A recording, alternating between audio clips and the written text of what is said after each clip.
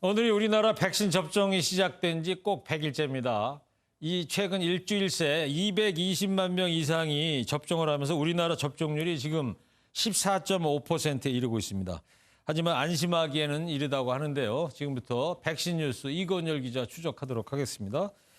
이건열 기자, 자, 네. 백신 공급 마페 리포트에서도 봤습니다만 얀센 백신이 오늘 새벽에 왔단 말이에요. 네. 근데 101만 2,800회분이 왔어요. 네, 그렇습니다. 당초에는 이제 100만 회분이라고 했는데 이 12,800회분이 더 왔어요. 왜 더 온 거예요? 네, 이게 백신 포장을 하다 보면 자투리 분량이 발생하기 때문이라고 하는데요. 예를 들자면 한 박스에 10,000회 분량 이런 식으로 자투리 분량이 있게 포장이 되는데 네. 이런 양이 모이고 모여서 10,000회분 이상이 덤으로 왔습니다. 네. 어쨌든 뭐 바이든 백신인데 우리한테는 좋은 거구만요. 네, 그렇습니다. 네, 알겠습니다. 근데 한동안 이 백신 접종 예약률이 낮다 이런 우려가 있었는데 이제 접종 속도가 붙어가지고 이럴 우려를 할 필요는 없는 것 같습니다, 지금.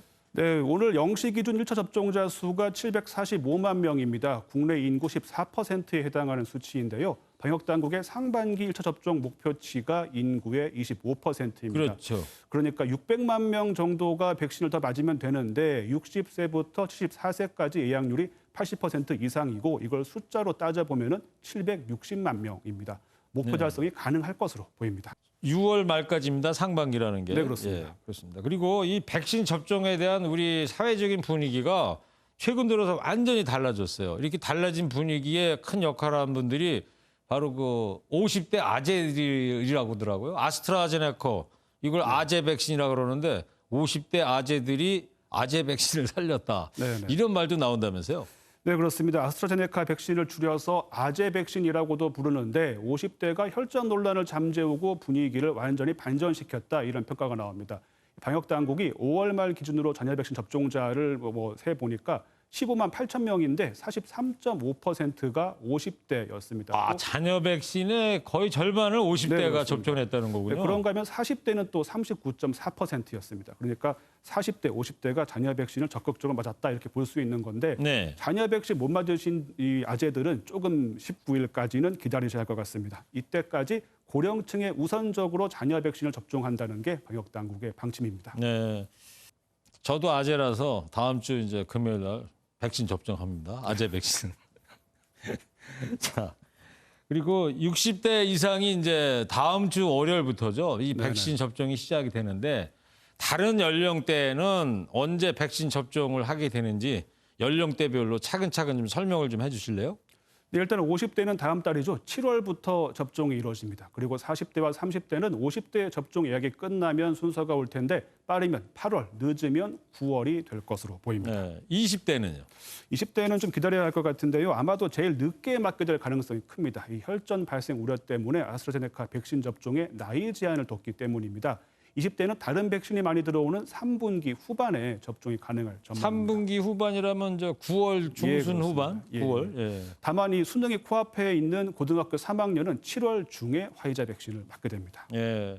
자, 그리고 요즘은 뭐 많이 줄어들으셨지만 이 백신을 나 접종 안 하겠다.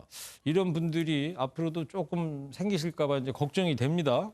네, 외국에서 실제로 그런 현상이 나타나고 있는데요. 프랑스에서는 44%가 백신 접종 의사가 없다고 밝혔다는 통계가 있습니다. 또 미국에서도 공화당원 10명 가운데 4명이 백신을 맞을 계획이 없다. 이렇게 답했다는 조사가 있습니다. 이런 나라들에서는 백신 접종자가 늘다가 주춤하는 추세인데요. 네. 우리나라에서도 백신을 거부하는 분이 없도록 국내에 대한 설득 작업이 꾸준히 이루어져야겠습니다. 예. 뭐 코로나를 이길 수 있는 힘 백신입니다. 네, 맞습니다. 자, 그리고 이제 여름도 다가오고 있는데 백신을 맞고 나서 해외여행 갈 수 있나 이런 네네. 궁금해 하시는 분들 꽤 되시거든요. 네.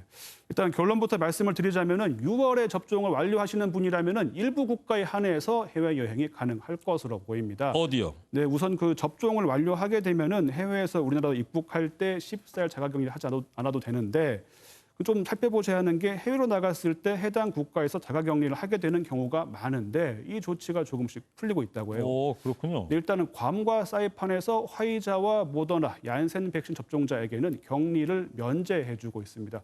그리고 프랑스도 9일부터 외국인 관광 재개하는데 한국에서 접종 완료하면은 자가격리 면제입니다. 태국도 이 백신 접종 외국인에 대해서 그 다음 달부터 푸켓 등에서 무격리 입국을 시행한다고 합니다. 네. 이건열 기자는 어디 접종 예약했어요? 어떻게 했어요? 저는 40대라 50대, 60대 분들에게 양보를 하겠습니다. 알겠습니다.